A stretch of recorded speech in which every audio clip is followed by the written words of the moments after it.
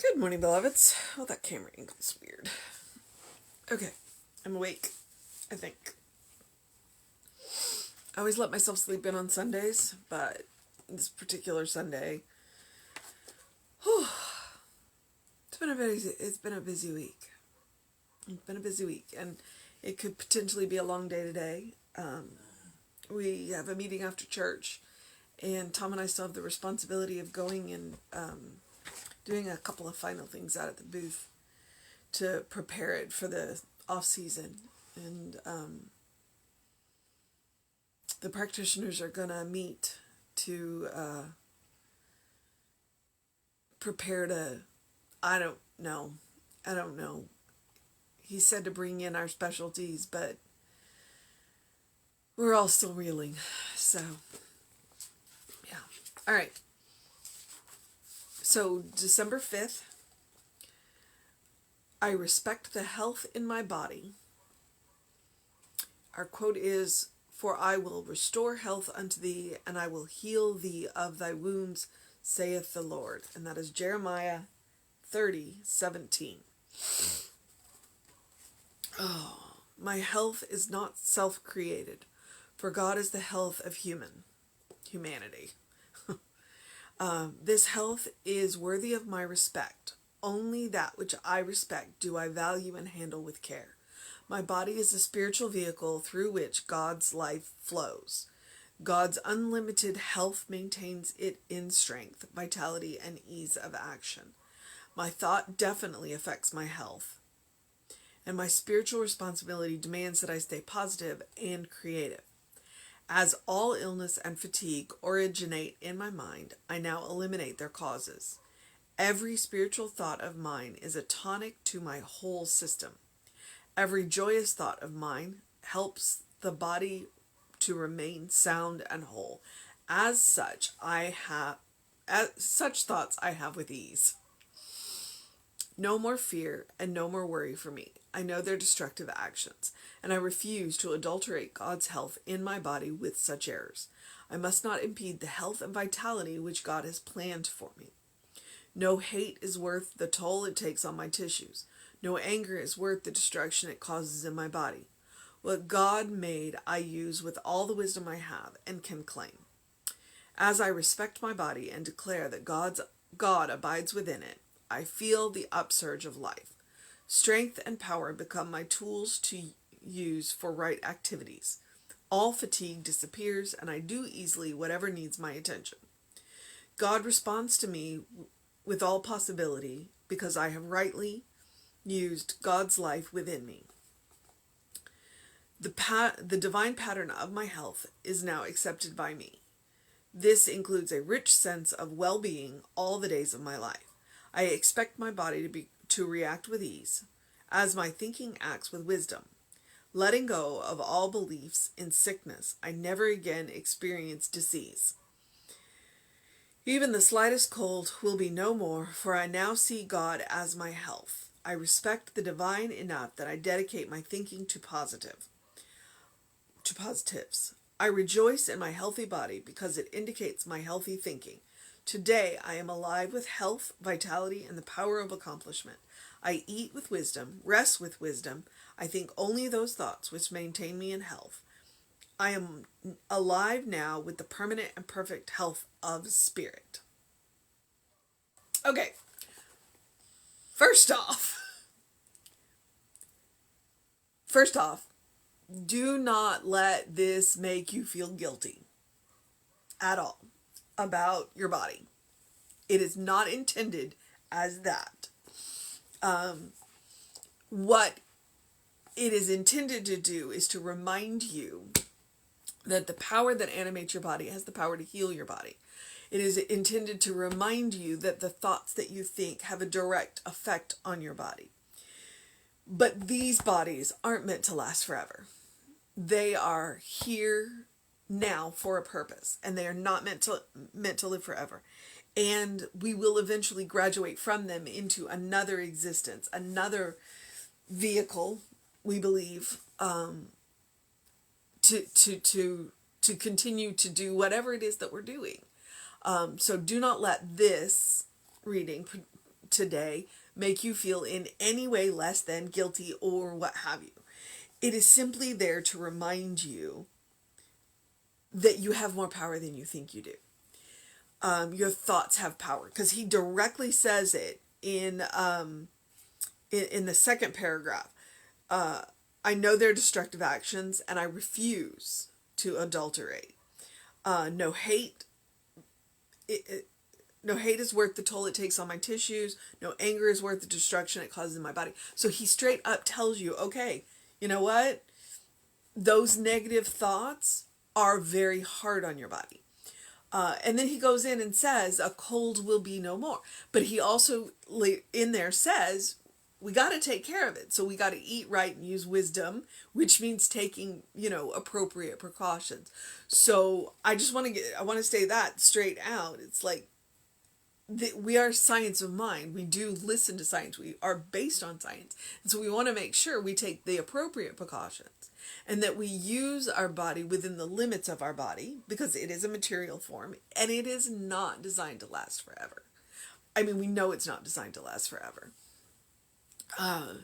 One of the comments that one of the people that I talked to said about Reverend Marsha was, well, she was such a health nut. Well, yes, she was a health nut. She had energy and vitality, and she was just, raring to go, and she was up for anything.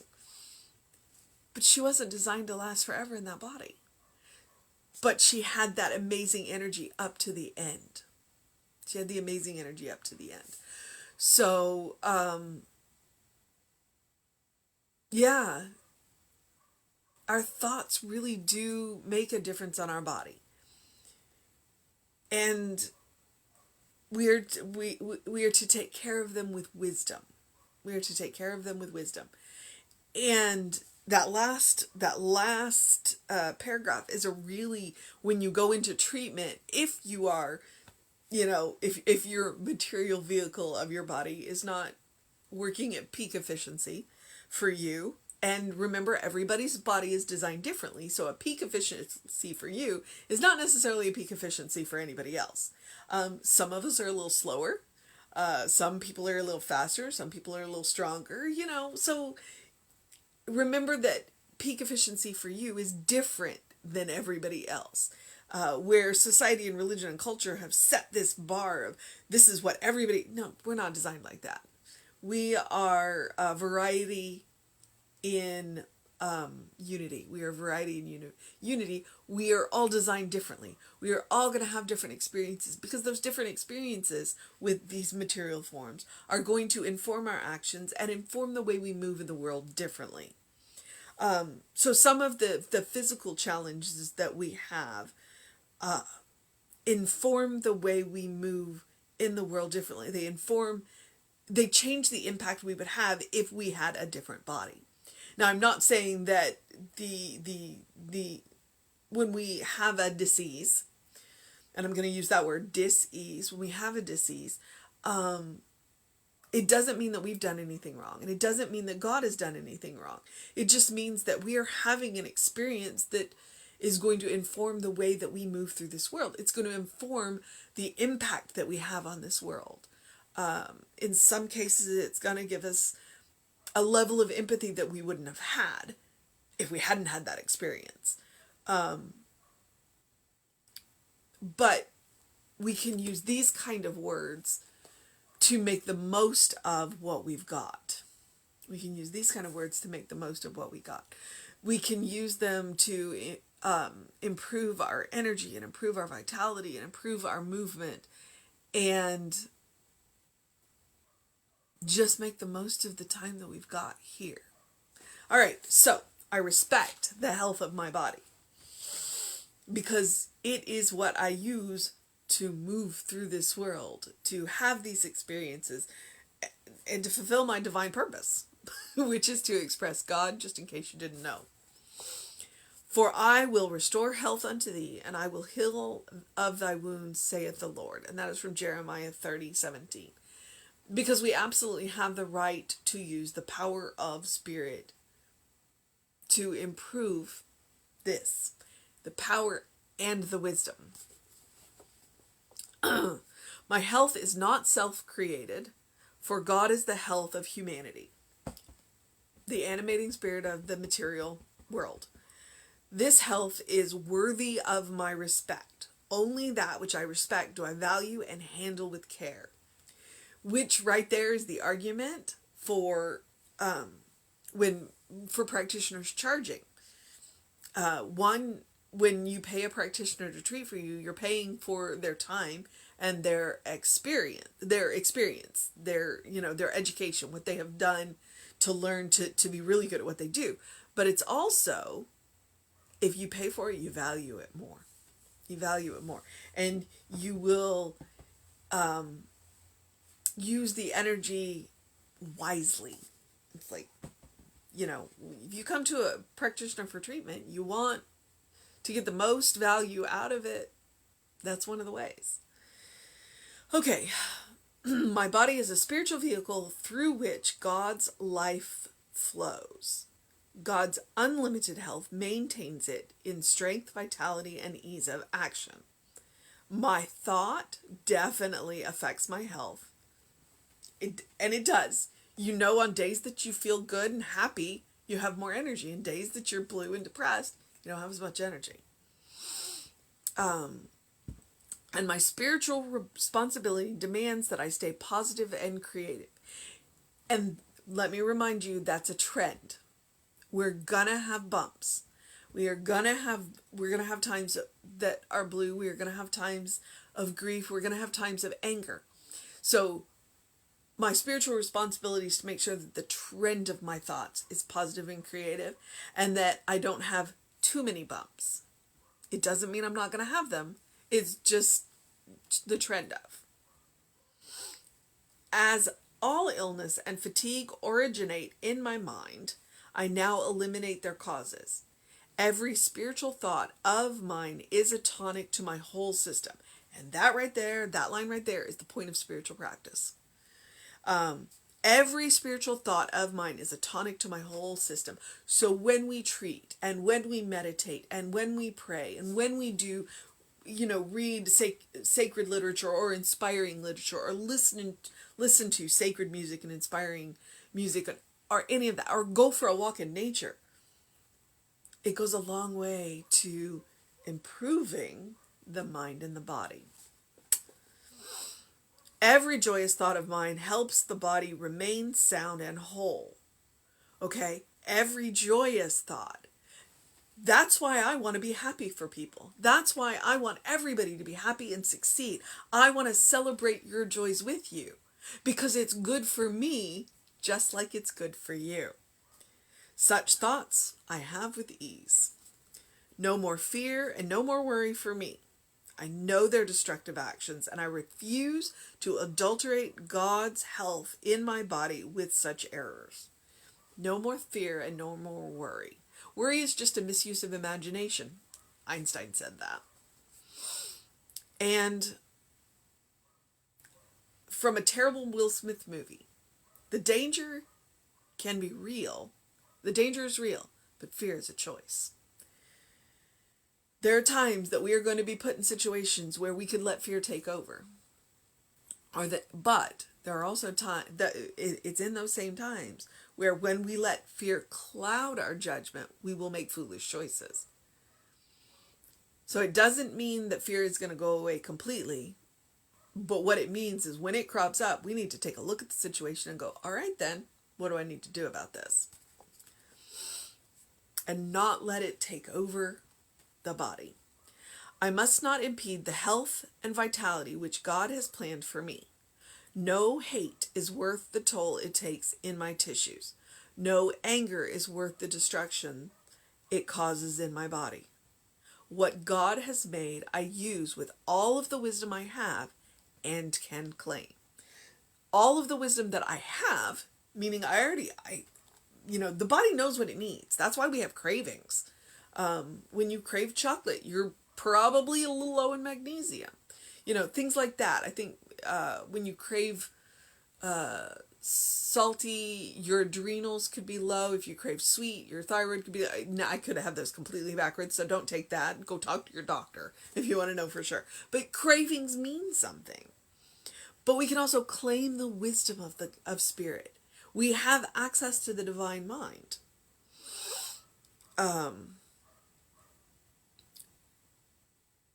What God made, there it is. As I respect my body and declare that God abides within it, I feel an upsurge of life. And that, I know that for a fact. It's like, yep.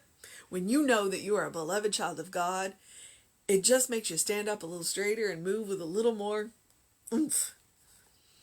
Strength and power become my tools to use for right activities. All fatigue disappears, and I do easily whatever needs my attention. Now, all fatigue disappears, but we still need to rest. So let me remind you that material form is limited by its very nature. So you will always have the energy to do what you need to do, but you get to rest. And more importantly, you should rest. You should take time out to allow the body to rest and recharge. God responds to me with all possibility because I have rightly used Spirit's life within me. All right, so this last paragraph's a really good one if you are working on any health challenges. So feel free to take these words for your own, or feel free to change any that do not resonate with you. The divine pattern of my health is now accepted by me. This includes a rich sense of well-being all the days of my life. I expect my body to react with ease as my thinking acts with wisdom. Okay, that was a really important line. While I think with wisdom, my body reacts with ease. If my body is not reacting with ease, maybe I need to check what I'm thinking. I may not be being very wise at the moment.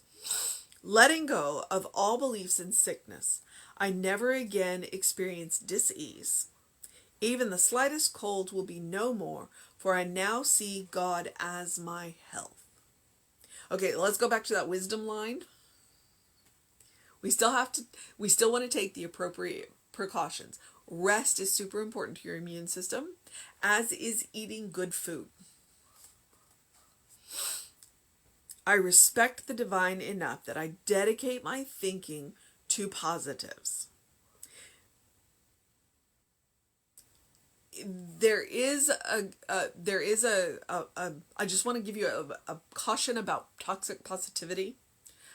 We can get a little too, and then we start spiritual bypassing. So let me think about like grief. Okay, grief is a necessary activity of the body, and it doesn't sound like it, but it is a positive activity of the body. So we don't want to brush aside things like that. We don't want to brush aside emotions like righteous anger when something isn't right. We want to do something about it. So don't get caught up in that cycle of toxic positivity. And one of the things that I can tell you about toxic positivity is it's very selfish and very egocentric. So if you're curious if you're a little toxic positivity, then that may be one way to know, because it just spiritually bypasses the things that are going on around you. And you're like, nope, I'm not seeing that. Okay, so that's just a caution there. I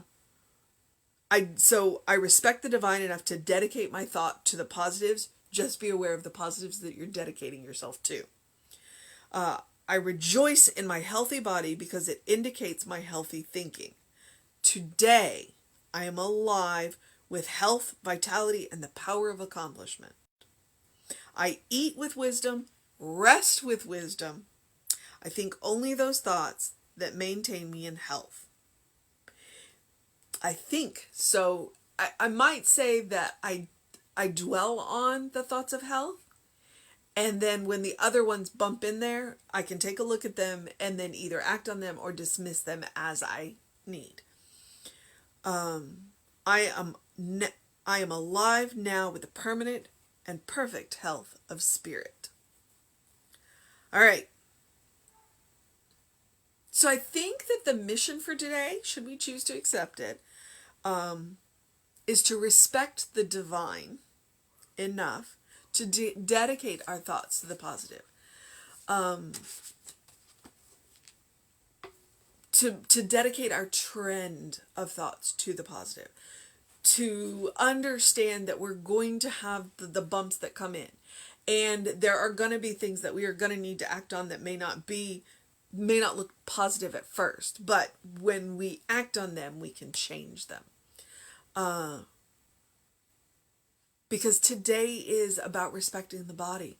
This is the vehicle through which we act. This is the vehicle through which we have impact in this world around us. And so it is up to us to care for it.